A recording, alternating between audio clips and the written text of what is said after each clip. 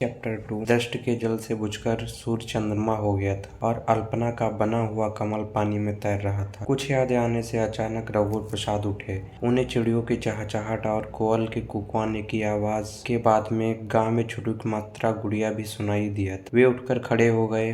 पत्नी के घुटने तक खिंची साड़ी के ऊपर उन्होंने चादर डाल दिया था। उठो, उन्होंने पत्नी को प्यार से ऐसे उठाया जैसे यह कई बरस रोज सुबह का सिलसिला था। रघुवर प्रसाद ने खिड़की से नीचे झांक कर देखा। गुड़िया स्लेट पट्टी लेकर खिड़की के नीचे बैठे पड़ रही थी। जब वे सो रहे होंगे तब गुड़िया ने ईंटों के ऊपर खड़े होकर झांका होगा। खिड़की में सलाखें नहीं थे। कमरे में कूद कर कोई न आए इसके लिए बस पल्ले को बंद किया जाता था। पल्ले को बंद करने से कोई न आए में हवा, उजाला, बाहर का दिखना भी नहीं आता। खिड़की के पल्ले खुले होने से उनके उठने के पहले से कमरे में सुबह थी। रात को उन्होंने सोचा था कि पत्नी से कहेंगे कि वह खिड़की पर ढिबरी लेकर खड़ी हो जाए ताकि वे ईंटें वहां से हटा दें। फिर उन्होंने सोचा कि ईंटें हटाने के बदले खिड़की का पल्ला बंद कर दें, पर वे भूल गए थे। वे टट्टी के ताले की चाबी ढूंढ रहे थे, उन्हें नहीं मिली। जिस जगह रसोई का सामान था वहां एक चुकिया में उन्होंने चाबी रख दी थी। चुकिया वहां नहीं दिख रही थी। पत्नी ने खटपट में अपने स्वप्न के संसार को नींद से जाग कर देखा। टट्टी की चाबी नहीं मिल रही है। उन्होंने पत्नी से पूछा। पत्नी ने सबसे अलग एक ईंट के ऊपर रखी उस चुकिया को बताया। उसे लगा होगा कि चौके के सामान के साथ टट्टी की चाबी को नहीं होना चाहिए। अपने मन से उसने अपने गृहस्थी को जमाने का यह काम किया। जब रघुवर प्रसाद बस स्टैंड गए थे तब पड़ोसन ने उसे यह कुछ गृहस्थी की जानकारी मिल गई थी। चुकिया की चाबी टट्टी की चाबी है, इसका उसने अनुमान लगाया था। थोड़ी देर में घर की चीजें अपनी अपनी जगह से हटकर पत्नी की इच्छा से जगह लेने लगी। चीजों के इधर उधर होने के सम्मोहन से रघुवर प्रसाद को लगा नींद पूरी नहीं हुई। छोटे छोटे बच्चे खिड़की की ईंट पर खड़े होने के लिए धक्का मुक्की कर रहे थे। दोनों बच्चों से निर्लिप्त अपने काम में थे और बच्चे बायोस्कोप की तरह खिड़की से देख रहे थे। खा पीकर रघुवर प्रसाद किताब लेकर खटिया पर बैठ गए। थोड़ी देर बाद खिड़की के पीछे बच्चों के खुशी से चिल्लाने की आवाज उन्होंने सुनी। रघुवर प्रसाद से रहा नहीं गया। किताब लिए लिए खिड़की के पास आए। एक लड़का खड़ा था, बाकी सब भाग गए थे। क्या है? उन्होंने उस लड़के से पूछा। बकरी का बच्चा, उसने कहा। हवा अच्छी चल रही थी। कौन से रंग का है? उन्होंने काले रंग का बच्चे ने कहा। रघुवर प्रसाद मुस्कुराए। बकरी के बच्चे को देखने चलोगी? रघुवर प्रसाद ने अपनी पत्नी से पूछा। चलो। तुरंत पत्नी तैयार हो गई। इधर खिड़की से चलेंगे? उन्होंने कहा। अप्रैल का पहला सप्ताह था। सुबह की हवा में यहाँ थोड़ी ठंडक थी। हवा तेज चल रही थी। खिड़की से बाहर पैर लटका कर रघुवर प्रसाद को फिर उन्होंने पत्नी की सहायता की। वहाँ एक बहुत बड़ा पीपल का पेड़ के नीचे लंबी रस्सी से बकरी का एक काला बच्चा बंधा। हवा चलने से पीपल के पत्ते इधर उधर झड़ते तो बकरी का बच्चा दौड़ते हुए पत्ते की तरफ लपकता। एक पत्ते की तरफ जाते जाते फिर दूसरे पत्ते की तरफ दौड़ पड़ता। हवा चलने से एक साथ कई पत्ते झड़ते। पत्नी का साड़ी का पल्लू हवा में उड़ रहा था। उड़ते हुए पल्लू में एक पत्ता आकर अटक गया। सब पत्ते का झरना देख रहे थे। नीचे ढेर से पत्ते इकट्ठे हो गए। बच्चे गिरते हुए पत्तों को पैर से दबाने के लिए दौड़ते थे। पत्नी के पास एक पत्ता झरा। उसने पैर से दबाना चाहा तो निशाना गया। रघुवर प्रसाद, पत्नी और बच्चे गिरते हुए पत्तों को पकड़ने, पैर से दबाने इधर उधर दौड़ रहे थे। उनके खेल को देखकर लगने लगा कि पत्ते जानबूझकर खेलते हुए झड़ रहे हैं। पेड़ अपने पत्ते झराता हुआ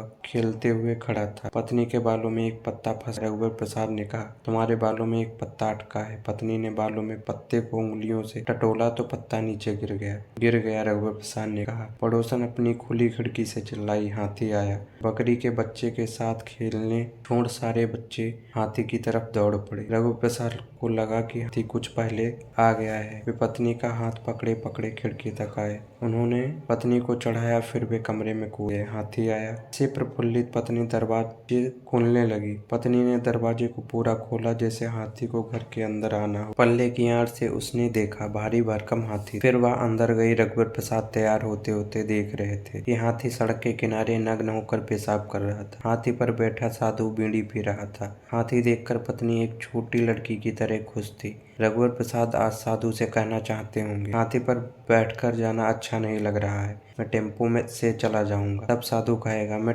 आपको टेम्पो स्टैंड में देख रहा था, आप आए नहीं तो आपको लेने घर आ गया। आज देर हो गई, रघुवर प्रसाद कहेंगे। टेम्पो देखने में और देर होगी, हाथी से चलिए, हाथी को तेज से ले चलेंगे। अच्छा, कहकर रघुवर प्रसाद हाथी पर बैठने के लिए तैयार होंगे। कंधे से लटकने वाले झोले में 3 किताबें थीं। पत्नी से जाते जाते उन्होंने कहा, मैं जल्दी आ जाऊंगा, जाने का मन नहीं हो रहा। रघुवर प्रसाद के बाहर आते ही साधु ने हाथी को जमीन पर बैठाया। कार का दरवाजा साहब के आते ही ड्राइवर खोलता है। उसी तरह रघुवर प्रसाद को देखकर साधु ने हाथी से बैठने को कहा होगा। हाथी का बैठना। कार का दरवाजा खुलने जैसा था। हाथी रघुवर प्रसाद को देखकर नहीं बैठा होगा। बार बार ऐसा होने पर रघुवर प्रसाद को देखकर हाथी के बैठने की आदत हो जाए। पत्नी समझी थी कि हाथी रघुवर प्रसाद को देखकर बैठा है। वह रघुवर प्रसाद को हाथी पर चढ़ते हुए देख रही थी और खुशी थी। झोला अगर लटकाने वाला नहीं होता तो कठिनाई होती। चपरासी का छाता लौटाने की उन्हें याद नहीं थी। चले, साधु ने पूछा। चलो, रघुवर प्रसाद ने कहा। अब की बार उन्होंने हाथी पर बैठे पत्नी को पड़ोस की औरतों बच्चों के साथ खड़े देखा। रघुवर प्रसाद को जाते हुए पत्नी कुछ देर देखती रही, फिर घर का काम करने अंदर चली गई। हाथी पर बैठे हुए रघुवर प्रसाद ने देखा कि एक साइकिल हाथी से आगे निकल गई। एक छोटे कद के भूरे रंग के घोड़े पर गांव का एक बूढ़ा आगे आगे चला जा रहा। जब हाथी चलते चलते घोड़े के बराबर आया तो घोड़ा चौंक गया। घोड़ा का बूढ़ा सवार लगाम छोड़े तब ऊँघता हुआ बैठा था। जैसे तैसे लगाम पकड़कर घोड़े को उसने काबू में किया। बूढ़ा सवार तब हाथी के पीछे हो गया था और धीरे धीरे उसी तरह घोड़े पर बैठे जा रहा था जैसे पहले आगे जा रहा था। जाने की वही उसकी लय हो गई जो पहले थी। यह लय धीरे धीरे समय बीतने की लय थी। गर्मी की दोपहर जैसे धीरे धीरे बीतती है। दोपहर अभी हुई नहीं पर घोड़े की चाल देखकर लगता था कि उसका गांव कितना भी समीप हो, उसे रास्ते पर दोपहर जरूर मिलेगी। आगे कहीं दोपहर घोड़े के रास्ते का खड़े खड़े देख रही होगी। घोड़ा जैसे ही उसके पास आएगा दोपहर होकर उसके साथ चलने लगेगी। चलते चलते वह बीत जाएगी और आगे रात मिलेगी और यह सिलसिला कई रात कई सुबह तक चलता रहे। थोड़ी देर बाद दीवारों का जाता हुआ डेरा मिला। औरतें सिर पर टट्टा कमचिल बोहे थीं। 3 सुअर 3 साइकिलों के कैरियर पे बंधे थे। चौथी साइकिल के कैरियर में एक टोकनी में छोटा बकरा बंधा था। बकरा ले जाने वाला देवार डेरे का आदमी नहीं लगता था। सभी साइकिलों को पैदल ले जाया जा रहा था। एक बूढ़े देवार के पीछे एक मरियल कुत्ता निश्चित दूरी बनाए हुए साथ जा रहा था। यह कुत्ता बंधा नहीं था पर अदृश्य रस्सी से बंधा जा रहा था। अदृश्य रस्सी पालतू होने की निमित्त थी। दूसरा कुत्ता जो सचमुच रस्सी से बंधा हुआ था हाथी के पास पहुंचते ही भौंकने लगा। मरियल कुत्ता भी डरा डरा भौंकने लगा। थोड़ा आगे जाने पर एक ठेले पर जाती हुई नाव मिली। नाव एक तालाब से दूसरे तालाब की ओर जा रही होगी। नाव से टिका हुआ ठेले पर एक बच्चा सो रहा था। एक औरत और उसका पति नाव ठेल रहे थे। उनका बच्चा होगा। नाव सीधी रखी, उसे बांधा गया था। फिर भी हाथी के ऊपर से देखने पर लगता था कि नाव तैरते तैरते छूट रही है और हाथी भी ऊपर नीचे होता हुआ हिचकोले खाता आगे बढ़ रहा है। नाव के साथ साथ चलने में कुछ समय तक चलना तैरने के समान लगता होगा। सड़क पर चलते हुए डूबने का डर कतई नहीं लगेगा, यह निश्चित था। पर हाथी के ऊपर बैठे हुए रघुवर प्रसाद को नीचे गिर जाने का डर था। स्कूटर का हॉर्न सुनकर रघुवर प्रसाद ने देखा कि विभागाध्यक्ष साइकिलों के बीच से होकर हाथी से आगे निकालना चाहते थे। एक सुअर बुरी तरह चीखा। विभागाध्यक्ष का ध्यान सुअर से चीखने से बट गया, नहीं तो वे रघुवर प्रसाद को नमस्ते को देखते जो उनके लिए था। एक ट्रक आ रहा था। ट्रक में रेत भरी थी। नदी की चमकती रेत थी। बरसात में नदी भरने लगती तब रेत निकालना मुश्किल हो जाता। तब खदान की रेत निकाली जाती थी। खदान की रेत साफ सुथरी नहीं होती। अधिक बरसात में रेत बहुत महंगी हो जाती। बरसात आने में अभी 1.5 महीना था। ट्रक को आते देख साधु ने हाथी को जितना सड़क के किनारे करना चाहा, हाथी उससे ज्यादा किनारे हो गया। शीशम के पेड़ की डाली से बचने के लिए दोनों को झुकना पड़ा। शीशम की एक कोमल डाल रघुवर प्रसाद ने झुके हुए तोड़ लिया था। महाविद्यालय से कुछ दूर रघुवर प्रसाद उतरना चाहते थे पर साधु ने हाथी को झंडा लगाने की बल्ली के पास रोका। हाथी के बैठते ही इस तरह उतरे कि वे हाथी से नहीं उतरे, वहाँ पहले से खड़े थे और हाथी उनके पास आ गया। शीशम की डाल उनके पास थी, डाल में छोटी छोटी कली लगी थी। विभागाध्यक्ष थोड़ी देर पहले आकर बैठे थे। शीशम की डाल, उन्होंने पूछा। जी हाँ। शीशम में फूल आ गए? हाँ। आम में बौर बहुत आए। आम के बौर और महुआ के फूल की गंध मुझको एक जैसी लगती। जी सर। चक्कर आता है आपको? नहीं, मन को। अच्छा, मैं ध्यान दूंगा कि मन को चक्कर आता है या मुझको। बांस की पत्तियां पीली पड़कर झड़ने लगी। रघुवर प्रसाद हाथी की बात कहने से पहले वो बचा रहे थे। यही हाल विभागाध्यक्ष का था। विभागाध्यक्ष ने रघुवर प्रसाद को हाथी पर बैठे हुए देख लिया था। आम के पेड़ के शरीर का रंग और नीम के पेड़ के शरीर का रंग एक जैसा है। रघुवर प्रसाद ने क्लास लेने जाते समय विभागाध्यक्ष से कहा था। पढ़ाकर जब वे लौटे तब विभागाध्यक्ष ने उनसे कहा, आपके दोनों हाथ में चाक लगी रहती है। कक्षा से आते हैं तो हाथों के साथ साथ चेहरे पर भी सफेदी लगी रहती। आपको मालूम तो है सर, मैं दोनों हाथ से लिखता हूँ। हाँ, पर चेहरे से तो नहीं लिखते। जी हाँ। चलने से दोनों पैर एक साथ चलते हैं, रुको तो दोनों पैर एक साथ रुक जाते हैं, दोनों पैर एक साथ आराम करते हैं। रघुवर प्रसाद बिना रुके लिख सकते थे। बायां हाथ थक जाए तो दाहिने हाथ से, तब तक बायां हाथ सुस्ता लेता। बाएं हाथ के सुस्ताने के बाद बाएं हाथ से लिखते और दाहिना हाथ सुस्ताता रहता। यदि वे ऐसा करते रहे तो एक समय बहुत जल्दी आ जाएगा जब लिखने के लिए उनके पास कुछ भी नहीं बचेगा और हाथ थके हुए नहीं होंगे। पत्नी को जब ये मालूम हुआ कि रघुवर प्रसाद दोनों हाथ से लिख सकते हैं तो उसने एक बारगी पति से पूछा, क्या तुम्हारे हाथ में 6 उंगलियां हैं? नहीं। पर तुमने कैसे सोचा कि मेरी 6 उंगलियां हैं? तुम दोनों हाथ से लिखते हो इसीलिए पूछा। दोनों हाथ से लिखने वालों के हाथों में 6 उंगलियां होनी चाहिए? नहीं, पर मुझको लगा। पत्नी ने रघुवर प्रसाद की दोनों हथेलियों को अपने गालों पर रखते हुए कहा। मेरे पैर की उंगलियों को देखो। पत्नी ने कहा, क्या 6 उंगलियां हैं? देखो तो। ठीक तो है। पत्नी के नन्हे नन्हे सुंदर पैर थे। अंगूठे के पास एक उंगली लायक और जगह थे। क्या एक उंगली और थी जो कटवा ली? जगह पर उंगली नहीं थी। जगह है पर उंगली नहीं निकली। 5 तो ठीक है। मेरी 5 उंगलियों के बाद कितनी जगह है? पर 6वीं नहीं निकली। यह कहकर रघुवर प्रसाद ने अपने हाथ की एक उंगली अंगूठे की खाली जगह के पास रख दी। पत्नी ने पैर की उंगली से रघुवर प्रसाद की हाथ की उंगली को जोर से पकड़ा। अच्छा, छोड़ दो, रघुवर प्रसाद ने कहा। पत्नी ने छोड़ दिया। अरे कहकर पत्नी ने रघुवर प्रसाद के पैर छुए। क्या हुआ? उन्होंने पूछा। तुमको पैर लग गया था? रघुवर प्रसाद मुस्कुराए। ऐसे कितनी बार तुम्हारा पैर मुझको लगता होगा, तब तो तुम पैर नहीं छुई।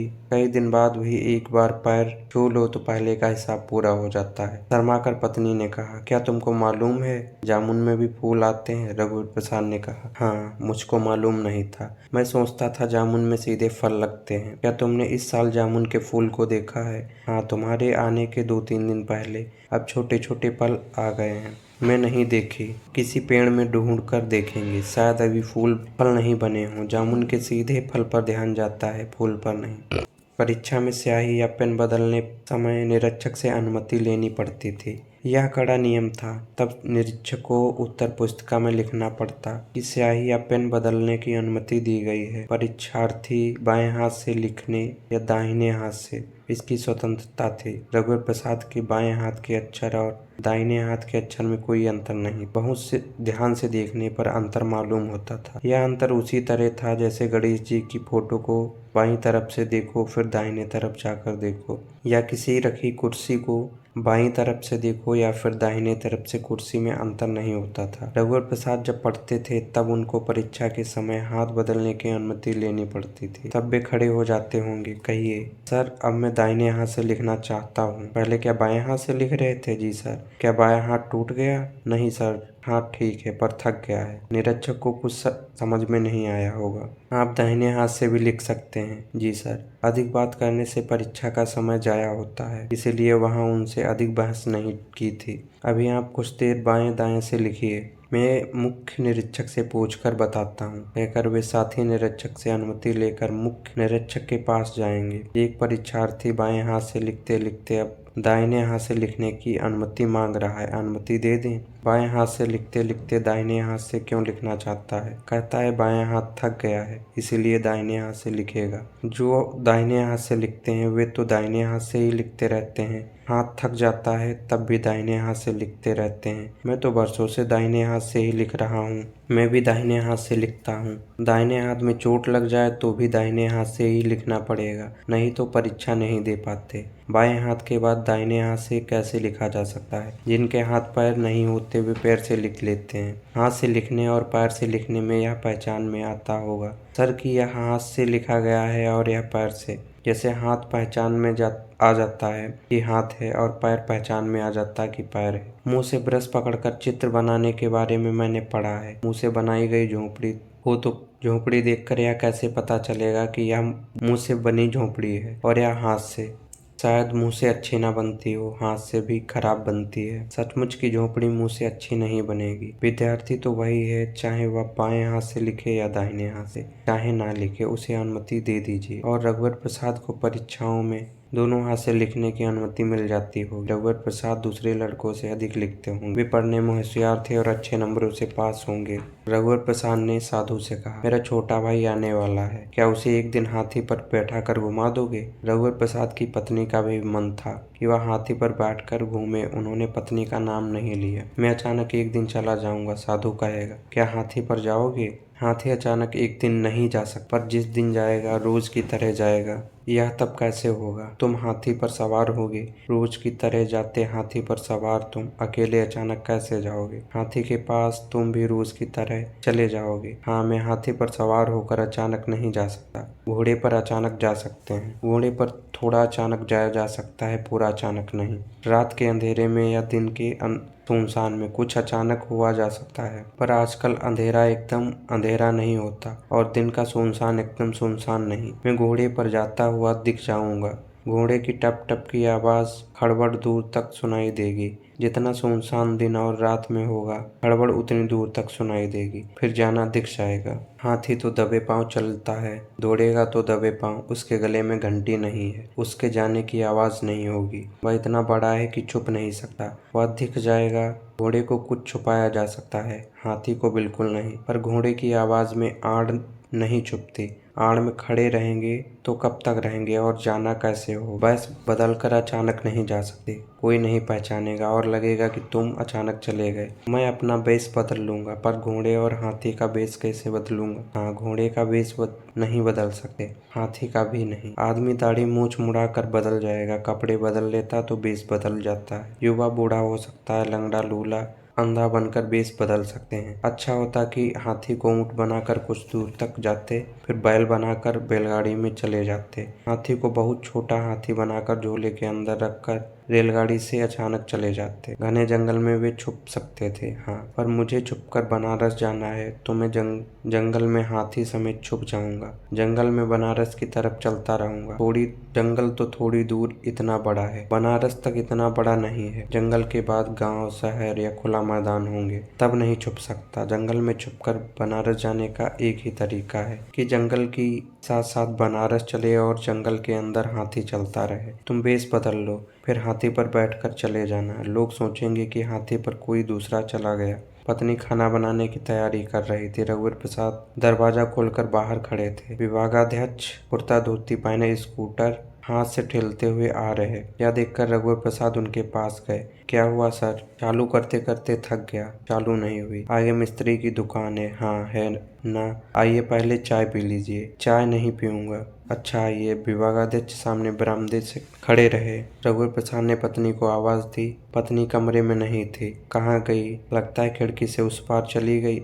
आइए सर, उधर चलिए। किधर? खिड़की के उस तरफ। चप्पल उतार दीजिए। विभागाध्यक्ष चप्पल उतार कर रघुवर प्रसाद के पीछे पीछे कमरे में आए। रघुवर प्रसाद फुर्ती से खिड़की से कूदे। विभागाध्यक्ष ने खिड़की से आती हुई ठंडी हवा को महसूस किया। जंगली फूलों की आती गंध थी। विभागाध्यक्ष जैसे ही नीचे उतरे, चिड़ियों के कलरव को उन्होंने सुना। आकाश साफ था, सूर्य था, पर इतनी गर्मी नहीं थी। दोनों नंगे पैर थे, पगडंडी थी। पगडंडी को गोबर से लीप दिया गया था। आइए सर, कहते हुए गोबर से लिपी पगडंडी पर चलने लगे। विभागाध्यक्ष को लगा कि उन्होंने लंबी पूंछ वाली शाह बुलबुल को देखा है। बड़ी अच्छी जगह है रघुवर प्रसाद। विभागाध्यक्ष बहुत खुश हुए। जी सर, उस तरफ कुछ दूरी पर तहसील ऑफिस है और इस तरफ एकदम पास बस स्टैंड है। रघुवर प्रसाद ने हाथ के इशारे से उनको बताया। छोटे छोटे लड़के लड़कियां छुपा छुपाई खेल रहे थे। फटी कमीज पहने एक छोटा बच्चा जामुन के पेड़ के पीछे छुपा था। बच्चे इधर उधर दिख जाते थे। तीन पेड़ों की आड़ में छुपे तीन बच्चे थे। चलते फिरते एक पतली छोटी नदी मिली। नदी का पानी एकदम छिछला था, पर स्वच्छ और ठंडा। छोटे से छोटा बच्चा उसमें डूब नहीं सकता था। पानी इतना साफ था कि पानी के नीचे छोटे बड़े पानी के तरासे हुए तरह तरह के गोल पत्थर दिख रहे थे। आप पानी पीना चाहें तो यहाँ से पी लें, साफ पानी है। नदी में एक बहुत छोटी छोटी केवल चड्डी पहने एक बच्ची खड़ी थी। उसके हाथ में एक पत्थर था। विभागाध्यक्ष पानी पीने उतरे। तेज बहते हुए ठंडे पानी का स्पर्श पैरों को हुआ। वे आगा गए। झुककर चुल्लू से पानी लेकर उन्होंने भरपेट पानी पिया। एक आम का पेड़ जिसमें बौर पहले से आ गई थी, उसकी डालों की फगुनियों में गुच्छे गुच्छे में आम लटके हुए थे।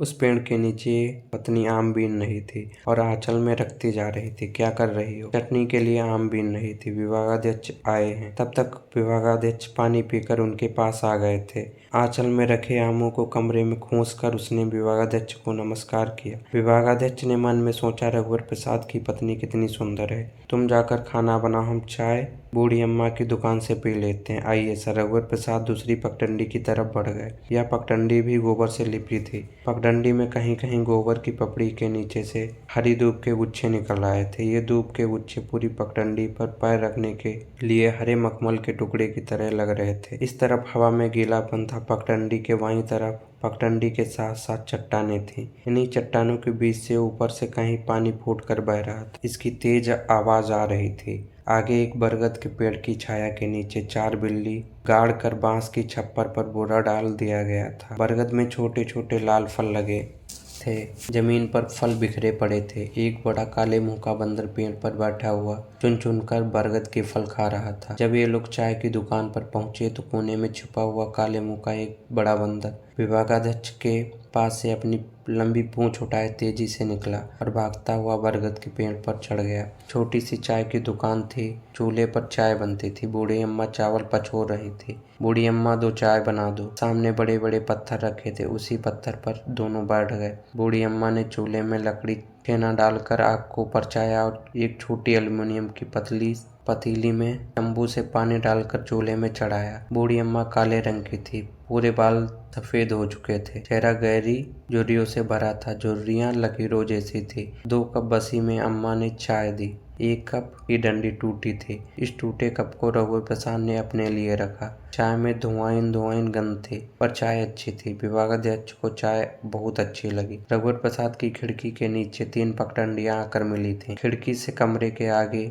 अंदर पहले रघुवर प्रसाद घुसे, इसके बाद विभागाध्यक्ष। विभागाध्यक्ष पलट कर खिड़की से सिर निकाल कर गहरी सांस खींचे और कमरे के अंदर हो गए। बड़ी सुंदर जगह है रघुवर प्रसाद। यह जगह मुझे मालूम नहीं थी। जी सर, मैं भी जानता नहीं था। शादी के बाद यहाँ आया तब थोड़ा मालूम हुआ। सोनसी के आने के बाद ठीक से मालूम। सोनसी कौर? विभागाध्यक्ष ने पूछा। सुनकर पत्नी मुस्कुराई। मेरी पत्नी सर, रघुवर प्रसाद ने कहा। मैं जाता हूँ, स्कूटर बनवाना है। तुम तो हाथी से जाओगे, आप भी चलिए। 2 आदमी उस पर अच्छे से बैठ सकते हैं। मैं क्यों जाऊंगा? विभागाध्यक्ष ने जवाब दिया। सुनकर पत्नी ने सोचा कि विभागाध्यक्ष का आशय होगा। आपका हाथी, आप जाइए, मेरा जाना उचित नहीं होगा। स्कूटर यहीं खड़े रहने दीजिए, मैं मिस्त्री को बुला लाता हूँ। नहीं, मैं बुला लाता हूँ। स्कूटर यहीं खड़े रहने दीजिए, मैं मिस्त्री को बुला लाता हूँ। नहीं, मैं बुला लाता हूँ। विभागाध्यक्ष बाहर आकर इधर उधर देखते रहे। सड़क पर आकर रघुवर प्रसाद के घर के पीछे का दरवाजा लगाने लगे। घने पेड़ दिखाई दे रहे थे। स्कूटर उन्होंने चालू की तो चालू हो गई। मिस्त्री बुलाने की आवश्यकता नहीं पड़ी। स्कूटर से जाते हुए भी रघुवर प्रसाद के घर के पीछे की तरफ देखते रहे कि शायद उन्हें पेड़ों में बरगद पीपल दिख जाए। बरगद के नीचे बूढ़ी अम्मा की चाय की दुकान दिख जाए। बहती हुई पतली सुंदर नदी दिख जाए। ऐसा कुछ नहीं था और एक गंदा नाला उन्हें दिखाई दिया जो उन्होंने पहली बार देखा था। उन्होंने सोचा कि आज शाम पत्नी को बच्चों के साथ इस तरफ आएंगे। दूसरे दिन छुट्टी थी। शाम को विभागाध्यक्ष रघुवर प्रसाद का दरवाजा खटखटाते रहे, पर कोई नहीं सुन रहा था। विभागाध्यक्ष अपने बच्चों और पत्नियों के साथ थे। दोनों बच्चे स्कूल में थे। लड़की 10-11 साल की थी और लड़का 18 साल का। पत्नी सिर पर पल्लू डाले विभागाध्यक्ष के साथ खड़ी थी। दरवाजे के खटखटाने से एक के बाद एक आजू बाजू के दरवाजे खुले। दाहिने हाथ की तरफ की पड़ोसन पूछा, नहीं सुन रहे हैं? हाँ, विभागाध्यक्ष ने कहा। विभागाध्यक्ष थके थे, जैसे बहुत देर तक पैदल घूमते रहे हों। पूरा परिवार थका हुआ लग रहा था। विभागाध्यक्ष की पत्नी बहुत दुबली पतली थी,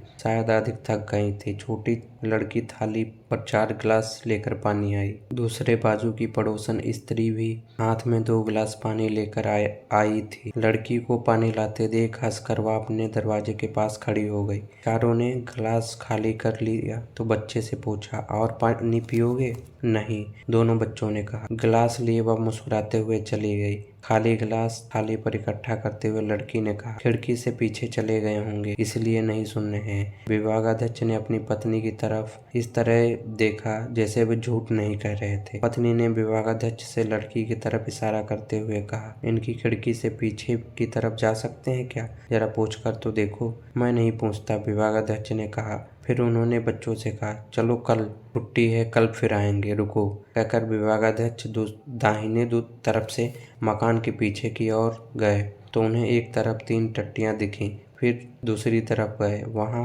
पीछे झांका तो घूरा था। विभागाध्यक्ष जब स्कूटर पर बैठ रहे थे तो उन्होंने पत्नी से कहा, नदी का पानी मीठा और ठंडा था। गिलास का पानी भी ठंडा था, लड़की ने कहा। हाँ, नदी का पानी होगा, लड़के ने कहा। स्कूटर पर जब विभागाध्यक्ष बैठ रहे थे तो लड़की ने पिता से पूछा, काले मुंह का बंदर था या लाल मुंह का? काले मुंह का। इस तरफ लाल मुंह के बंदर नहीं होते। बंदर नचाने वाले लाल मुंह के बंदर नचाते हैं। लाल मुंह के बंदर छोटे और होशियार होते होंगे, इसीलिए लाल मुंह के बंदर नचाते हैं। विभागाध्यक्ष दूसरे दिन सुबह अकेले गोबर से लिपी पगडंडी ढूंढने निकले। वे तहसील ऑफिस की तरफ गए। वहां जिधर पेड़ दिखाई दे रहे थे उधर गए। फिर बस स्टैंड गए। बस स्टैंड के पास इतनी गंदगी थी कि वहां उस जगह को ढूंढने का मन नहीं हुआ। लौटकर वे रघुवर प्रसाद के घर गए। दरवाजा अंदर से बंद था। वे दरवाजा खटखटाते रहे, आसपास कोई नहीं दिख रहा। छुट्टी का दिन है, हो सकता है सभी अपनी अपनी खिड़की से कूदकर पीछे छुट्टी मनाने चले गए हों। बाएं तरफ से कमरे से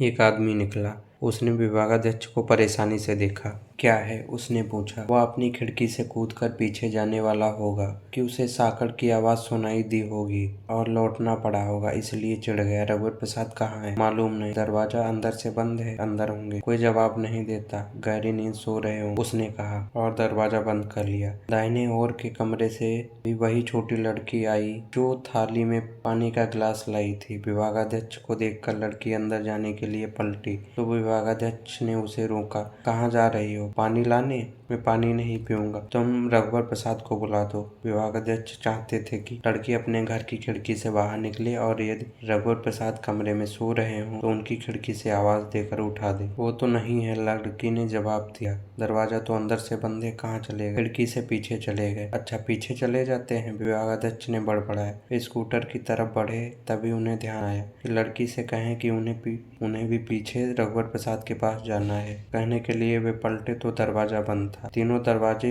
बंद थे। दरवाजा खटखटाने की अब उनकी इच्छा नहीं। वे बहुत निराश लौटे। पीछे के सौंदर्य को उन्हें बच्चों पत्नी के सामने इतना नहीं बखाना था। बच्चे उनसे जाते ही पूछेंगे, बरगद का पेड़ मिला, नदी मिली, बंदर मिला, बूढ़ी अम्मा की चाय पी, पगडंडी गोबर से लिपी थी, बच्चे फुगड़ी खेल रहे थे। पत्नी पूछेगी, झरे हुए आम बीन लाते तो चटनी बन जाती। तब वे कहेंगे कि बहुत ढूंढा और वह जगह नहीं मिली। तहसील ऑफिस की तरफ से बस स्टैंड की तरफ से वह जगह कहीं नहीं मिली।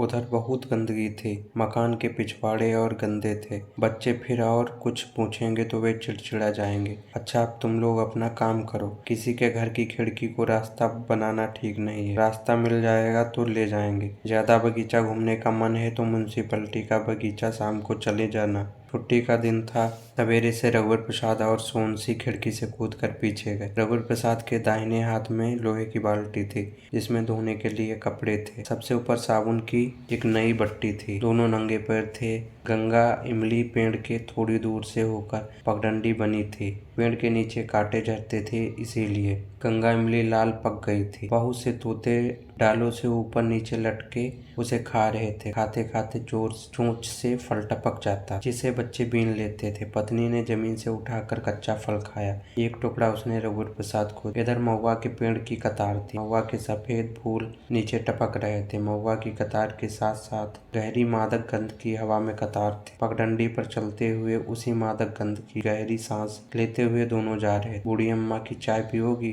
कपड़े धो लूं? नदी में कपड़े धोते नहाते नहीं बनता था। हम गहरी बहते हुए तल की नदी थी। कई तलों की सतहों से नदी गहरी होती। इस नदी का तल सबसे नीचे का तल था। केवल यही तल और ऊपर कोई तल नहीं था। यह गहराई का तल था, पर तल गहरा नहीं था। बरसात में भी इसमें बाढ़ नहीं आती और नदी का पानी बरसात में भी मटमैला नहीं होता था। सभी तालाबों का जल धरती के समतल था, पर तालाब गहरे थे। यह सारी जगह रघुवर प्रसाद की जगह थी। गोबर से लिपी पगडंडी मन की पगडंडी थी। साफ सुथरा आकाश उड़ने के लिए मन का आकाश था। एक तालाब के पास पत्थर के ऊपर पत्नी जाकर खड़ी हो गई। वह तनकर इस तरह खड़ी थी कि उसके पुष्ट कूल्हे और छोटे लग रहे थे। स्थिर जल में केवल स्तनों की परछाई में कंपन था, या जल में कंपन था, या पता नहीं चल रहा था। हो सकता है स्तनों में कंपन हो तो जल में स्तनों की परछाई में कंपन हुआ हो, और परछाई के कंपन से जल में। पत्थर पर खड़ी वह इतनी मांसल और ठोस थी कि लगता था कि एक भी कदम आगे बढ़ाएगी तालाब का सारा पानी एक उछाल लेगा। तत्काल हृदय में हुए उल्कापात के पत्थर की गड़ी प्रतिमा का ठोस और दूर से गर्म लगता था। जब उसने साड़ी को जांघ तक खोसा तो लगा कि पत्थर चंद्रमा का होगा या बृहस्पति का। अगर चंद्रमा का होगा तो रंग पत्थर का ऐसा ही था जैसे चंद्रमा दूर से दिखता है सुबह। तभी रघुवर प्रसाद जोर से चिल्लाए, सोनसी, देखो मेरे कंधे पर कोई चिड़िया बैठी है क्या? पत्नी ने मुड़कर देखा। एक छोटी सी गहरे नीले रंग की चमकीली फुलचुक्की चिड़िया थी। शकरखोर फुलचक्की है, सोनसी ने कहा। मेरे कंधे पर क्यों बैठी है तुम जानो। अब यह चिड़िया तुम्हारे पास आ रही है, रघुवर प्रसाद ने कहा। अच्छा, सोनसी ने कहा और रास्ता देखने लगी। रघुवर प्रसाद ने सोचा था कि चिड़िया पत्नी के पास चली जाएगी। चिड़िया नहीं गई। क्षण भर रुककर वे धीरे धीरे खुद पत्नी के पास जाने लगे। इस तरह उनके कंधे पर बैठी चिड़िया भी उनके साथ साथ पत्नी के पास जाने लगी। पत्नी ने चहक कर रघुवर प्रसाद से कहा, तुम्हारा रंग फुलचक्की के समान है। रघुवर प्रसाद जैसे जैसे पत्नी के पास बढ़ते जाते थे, चिड़ियों का कलरव बढ़ता जाता था। बंदरों का कहीं दूर हुक हुक सुनाई दे रहा था, कहीं बिल्कुल पास हाथी के चिंगाड़े की आवाज भी सुनाई दी। रघुवर प्रसाद के पैर के हल्के धक्के से कपड़े से भरी बाल्टी लुढ़क गई और साबुन की बट्टी रेपर से लिपटी तालाब के अंदर चली गई। रघुवर प्रसाद को लगा कि उन्होंने साबुन की बट्टी को पानी के अंदर जाते देखा है, पर वे भूल गए। पत्नी को पकड़ते हुए पास एक ऊंची सूखी जगह पर वे आ गए। एक चारपाई इतनी जगह गोबर से लिपी थी। सफेद छुई मुई मिट्टी की धूल से इधर उधर रंगोली डाली गई थी। जहाँ पत्नी का सिर था वहाँ स्वास्तिक था, जहाँ दोनों हाथ से वहाँ चक्र था, जहाँ पैर थे वहाँ शंख बना था। कमल के फूल का अल्पना पत्नी के लपेटे से हुए छुप गया था। थोड़ी दूर पर एक मछली बनी थी। सन्नाटा था। शकरखोर चिड़िया रघुवर प्रसाद की पीठ पर ऊपर नीचे फड़फड़ाते बैठी रही। पत्नी की दृष्टि सामने सुबह के सूर्य से फिसल गई थी। तब भी उसकी आंखों में आंसू आ गए। जब उसने दोबारा आंख खोली तो दृष्टि के जल से सूर्य बुझकर चंद्रमा हो गया था और शाम हो गई थी। फिर रात हो गई। वे उठे तो ऐसे उठे जैसे दूसरे दिन की सुबह थी। शकरखोर चिड़िया उड़ गई थी। पत्नी ने कहा, देर हो गई, मुझे कपड़े धोना है। साबुन तो तालाब में गिर गया। अरे, कहकर पत्नी तालाब की ओर दौड़ी। बाल्टी को उसने सीधा किया। रघुवर प्रसाद की कमीज बाहर निकलकर पत्थर पर पड़ी थी। वहीं किनारे साबुन की बट्टी थी, एकदम गीली हो गई थी। साबुन है, पत्नी ने कहा। पत्नी ने स्थिर पानी में देखा। उस पानी में अल्पना के स्वास्तिक, शंख, चक्र मछली दिखी। सुई मिट्टी की धूल की रंगोली मछली तैर रही थी। उसी ने तैरते हुए साबुन की बट्टी को निकाला होगा। साबुन देखकर रघुवर प्रसाद आश्चर्यचकित हो गए। शायद एक बड़ी मछली ने खाने की चीज समझकर साबुन को पकड़ा होगा, फिर यही किनारे पर छोड़ दिया होगा। हाँ, रंगोली की मछली ने साबुन को निकाला होगा। अल्पना की मछली को मैंने जल में तैरते देखा है। अच्छा, आश्चर्य से रघुवर प्रसाद ने कहा। उन्होंने तालाब के जल को एकटक देखा। उन्हें अल्पना का बना हुआ कमल दिखा। मुझे कमल दिख रहा है, रघुवर प्रसाद ने कहा।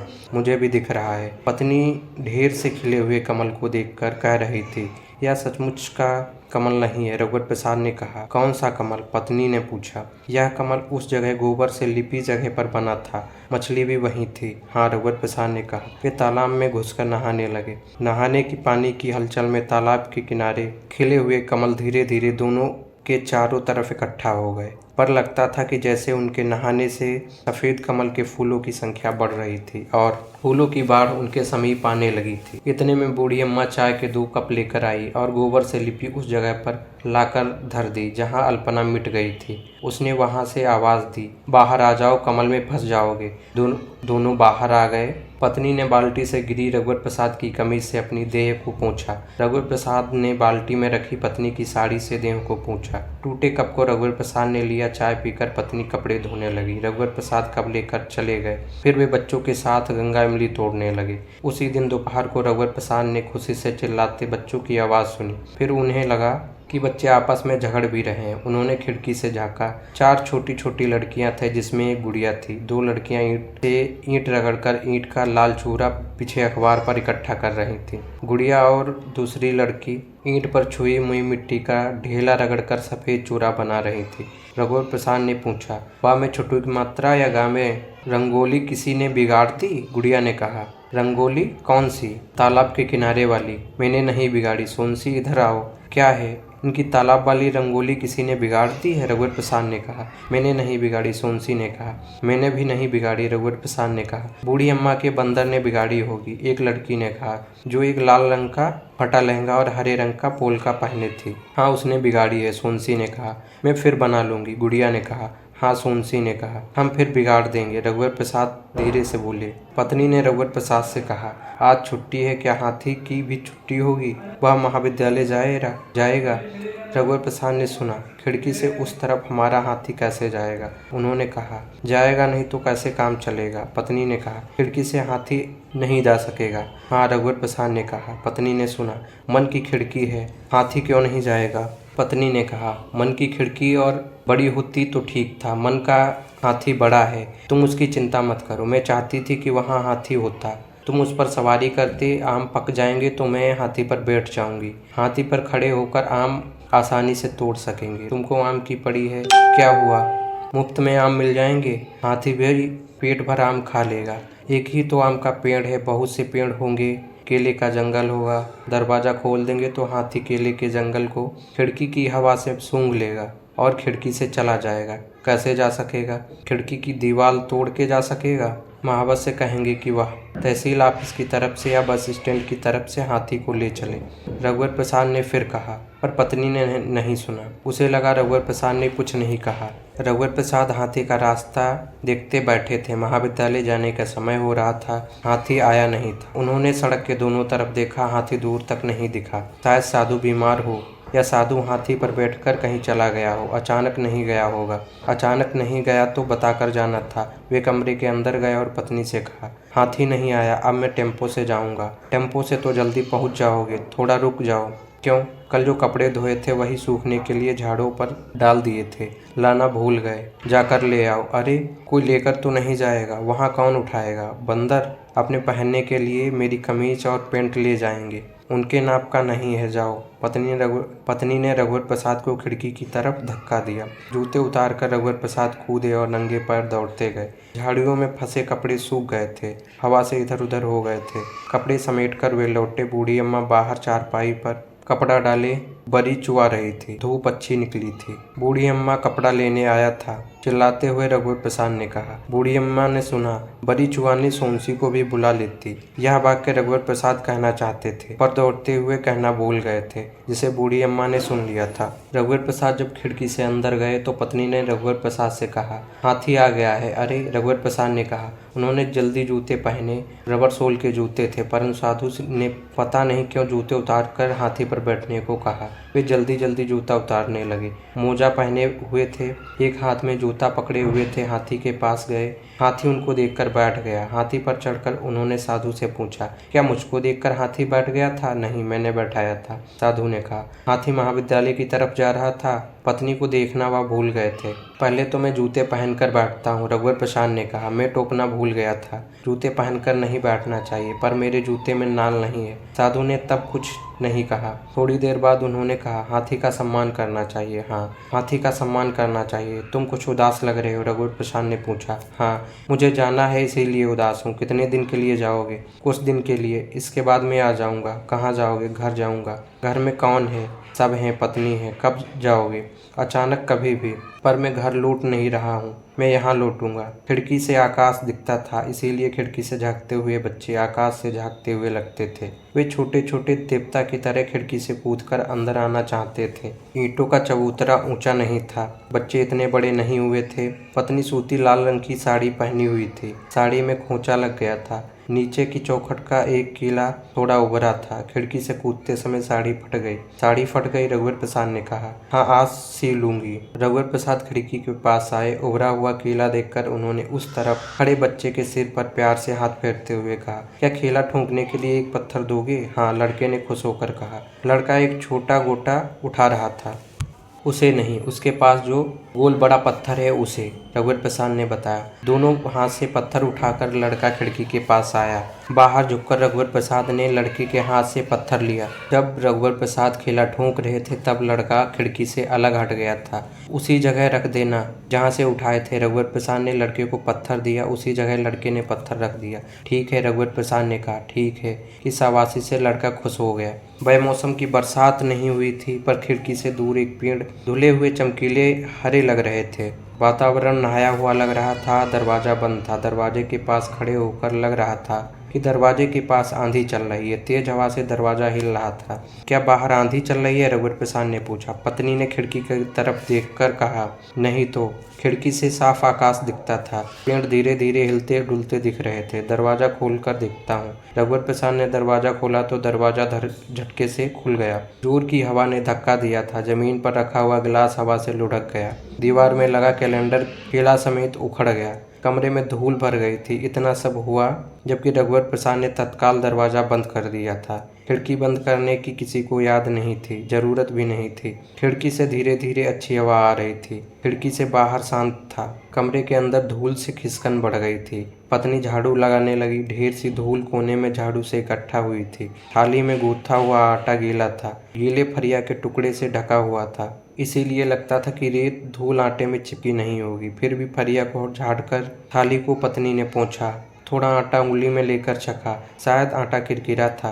अब पत्नी ने पूछा। ऊपर का परत भर आटा निकाल कर रोटी बनाना, रघुवर प्रसाद ने कहा। जब लगा कि आंधी थम गई तब कमरे की धूल को बाहर झाड़ा गया। 3 दिन तक झटकारना पोंछना चला, तब कमरे की हालत ठीक हुई। पत्नी कंघा करते करते थक गई थी। उसके बाल लंबे और घने थे, बाल सुलझ नहीं रहे थे। पत्नी के पहले उसकी माँ कंघी करती थी, अब उसे खुद करना पड़ रहा था। आधे घंटे से ज़्यादा हो गए। लकड़ी का चौड़ा कंघा था। इतना बड़ा कंघा है? पत्नी ने कहा। लाओ मैं कंघा कर दूं, रघुवर प्रसाद ने कहा। तुमसे नहीं बनेगा। बन जाएगा। रघुवर प्रसाद पत्नी के पीछे बैठ गए। उन्होंने पत्नी के बालों को अपनी गोद में रख लिया। वे ऊपर से बालों को सुलझा रहे थे, धीरे धीरे कंघी कर रहे थे। तब भी बाल खिंच आते थे। सोनसी बालों को सिर के हाथ से दबाए हुए थी। उसकी आंखों में आंसू आ गए। लगता है पत्नी ने कहा। रहने दो, तुम ही कंघी करो, रघुवर प्रसाद ने कहा। तुम तालाब में डुबकी लगाकर जैसे ही सिर ऊपर निकाला करो तो बालों के पीछे झटकार लिया करो, फिर समेटकर जूड़ा बना लिया करो, इससे बाल झड़ेंगे नहीं, रघुवर प्रसाद ने फिर कहा। कौन बताया? किसी ने नहीं। पत्नी के अंदर बाल सुलझकर तिरा जाते हैं। बहुत बाल टूट गए। कंघी से बाल निकालते हुए पत्नी ने कहा। बड़े फज्जर नहाने के लिए तालाब जाते समय पत्नी ने कहा, मैं 2-3 बाल गीले नहीं करूंगी, चोटी नहीं खोलूंगी। वह कंघी करने से बचना चाहती थी। नहीं, तुम डुबकी लगाकर नहाना, बूढ़ी अम्मा कंघी कर देंगी, उसके बंदर लीक जुआं भी देख लेंगे, हंसते हुए रघुवर प्रसाद ने कहा। मेरे जुआं नहीं है, बंदर से मैं जुआं नहीं दिखवाऊंगी, बाल गीले नहीं करूंगी, जुआं बंदरिया से दिखवा लेना, रघुवर प्रसाद ने कहा। नहाने के लिए रघुवर प्रसाद अंगोछा, चड्डी और साबुन की बट्टी लेकर खिड़की से कूदे। पत्नी रघुवर प्रसाद की धुली कमीज, अपनी धुली साड़ी और पोलका लेकर खिड़की से कूदी। अच्छी हवा चल रही थी। तुम बाल खोल लो, हवा में बाल उड़ेंगे। सुनकर सोनसी ने मुस्कुराते हुए चलते अपने बाल खोलकर छितरा दिए। तेज हवा में बाल और छितराए उड़े रहे थे। तुम मेरा हाथ पकड़ लो, कहीं बाल के उड़ने से उड़ न जाऊं। पत्नी ने उड़ते आंचल को खोस लिया था। आंचल क्यों खोस ली? ऐसे में तुम्हें उड़ जाऊंगी। कैसे उड़ोगी? रघुवर प्रसाद ने कहा। उड़ते हुए बाल और उड़ता हुआ आंचल, पंख की तरह पत्नी को सचमुच उड़ा न ले, सोचकर रघुवर प्रसाद ने पत्नी का हाथ जोर से पकड़ लिया। हवा इतनी अच्छी और तेज चल रही थी कि धूल नहीं उड़ रही थी, परंतु कहीं गोबर से लिपी जगह पर 18 बिंदी डालकर चौक पूरा गया होगा। वह सुंदर मांगलिक आकृति हवा के द्वारा जस का तस उठा ली गई थी। वह आकृति पतंग की तरह उड़ रही थी। फिर और छोटे छोटे आटे से पूरी की गई आकृतियां इधर से उधर उड़ते दिखाई दी। हवा उनके स्वरूप को बिगाड़ नहीं रही थी। तभी रघुवर प्रसाद के हाथ से सोनसी का हाथ छूट गया। सोनसी दौड़ते हुए आगे निकल गई। रघुवर प्रसाद ने जैसे सोनसी के दौड़ने को ही पकड़ा हुआ था। पकड़ा हुआ दौड़ना छूटकर दौड़ गया था। दौड़ती हुई सोनसी के बाल हवा में तिरा गए थे, जिससे एक बारगी लगा। क्या वह खड़े खड़े उड़ गई? रघुवर प्रसाद ने सुना कि सोनसी ने ओझल होने के पहले कहा है कि पीछे आओ। ओझल हो गए के पीछे पीछे ओझल होकर ही जाया जा सकता है। दूसरे का ओझल होना पता चल जाता था, खुद का ओझल होना खुद को पता नहीं चलता हो। दूसरे की पता चल जाता हो सकता है रघुवर प्रसाद भी ओझल हो गए हों। जिस दिशा में सोनसी गई थी उसी दिशा में रघुवर प्रसाद गए। हवा भी उसी दिशा में जा रही थी। इस समय सारी स्थापना उसी दिशा की थी और दोनों के इर्द गिर्द थी। रघुवर प्रसाद पेड़ों के बीच से जा रहे थे। वे सोनसी सोनसी की आवाज लगा रहे थे। आगे रघुवर प्रसाद को क्षण भर के लिए सोनसी दिखी। सोनसी की साड़ी लगता है हवा उड़ा ले गई थी, पर वह नग्न नहीं थी। हवा में उड़कर जाते हुए रंगोली ने उसे ढांक लिया था। वह रंगोली की साड़ी पहने हुई थी। हवा जब थम गई तो पेड़ों, फूलों, दूबों की गंध जो फैल गई थी वह पेड़ों, फूलों, दूबों के आसपास सिमटने लगी। यह सिमटना इस तरह का था कि पेड़ों के पास फूलों की गंध सिमट गई, दूबी के पास पेड़ों की गंध थी। एक पेड़ के पास जो बरगद का पेड़ था वहाँ तीज त्योहार के लिए पूजा स्थल की सुगंध थी। उसी के पास एक पेड़ का तना एकदम काला चिकना था। यह शिवलिंग की तरह पेड़ था। गोबर से लिपी पुती जगह पर उस पेड़ के नीचे आंख मूंदे सोनसी लेटी हुई थी। सोनसी को जानबूझकर रघुवर प्रसाद का पास आना मालूम नहीं पड़ रहा था। सोनसी को जानबूझकर रघुवर प्रसाद का वहाँ खड़े खड़े उसे निहारना मालूम नहीं पड़ रहा था। सोनसी को ढके हुए जो रंगोली का आवरण था वह गोबर से लिपी एक जगह पर पूर्ववत चौक पूरे हुए जैसा अंकित था। तभी सोनसी की बाएं बाह पर टाय टाय करती एक पक्षी आकर बैठा। देखो तो मेरे कंधे पर कोई पक्षी बैठा है, पत्नी ने पूछा। उसके अपने भूले अस्तित्व से उसकी आवाज आ रही थी। सोनसी के हिलने डुलने से पक्षी सरकता तो उसके पंजे के नाखून कंधे पर रगड़ते। हाँ, एक सुंदर हरा तोता है, पहाड़ी करण। इसका कंठ फूट गया है। तोता गहरी सांस और फुसफुसाहट को याद कर लेगा। सोनसी ने गहरी सांस लेकर और फुसफुसा कर कहा, मैं उसे बता दूंगा कि हम पत्नी हैं। रघुवर प्रसाद ने कहा। सोनसी ने देखा कि कहीं आटे से जो चौक पूरा गया था वह पतंग की तरह उड़ रहा था। हवा ने इसके स्वरूप को भी बिगाड़ा नहीं था। फिर दूसरी ओर से चौक पूरा हुआ आकर साथ साथ उड़ गया। तालाब के किनारे पत्थर पर सोनसी बैठी हुई थी। रघुवर प्रसाद नहाने के लिए चिकनी मिट्टी का ढेला लकड़ी से खोद कर ले आए थे। तालाब से डुबकी लगाकर दोनों निकले और अपने अपने शरीर में और फिर एक दूसरे के शरीर में मिट्टी को मला। दोनों तालाब में पैर डालकर कुछ देर बैठे रहे। गीली मिट्टी को लपेटे हुए वे मनुष्य जात का आदमखोर जोड़ा लग रहे थे। जब मिट्टी सूखने लगी तो दोनों तालाब में कूद गए। एकदम सुबह का सूर्य बाईं तरफ तालाब में था। सूर्य के बाद तालाब में रघुवर प्रसाद थे, फिर सोनसी थी। सोनसी डुबकी से निकलते ही बालों को पीछे झटकारती तो एक अर्धचक्र बनाती बूंदें बालों से उड़ती। तब रघुवर प्रसाद को उन बालों की तरफ इंद्रधनुष दिखाई देता। सोनसी के गीले बालों को झटकारने से झट भर को इंद्रधनुष बन जाता था। बूढ़ी अम्मा चाय लिए धीरे धीरे आ रही थी। बूढ़ी अम्मा के आगे आता हुआ एक बड़ा बंदर तालाब के किनारे के पेड़ पर चढ़ गया। सोनसी चलो, रघुवर प्रसाद ने बूढ़ी अम्मा को आते देखकर कहा। सोनसी आखिरी डुबकी लगाकर निकली और बालों को पीछे झटकार कर समेटा, जूड़ा बनाया। अब बाल आसानी से सुलझ जाएंगे? सोनसी ने पूछा। हाँ, अब बाल आसानी से सुलझ जाएंगे, रघुवर प्रसाद ने कहा। चाय पीकर बूढ़ी अम्मा चली गईं। एक दूसरे के उतरे कपड़ों से दोनों ने अपने शरीर को पोंछा, फिर धुले कपड़े पहनकर चाय पी।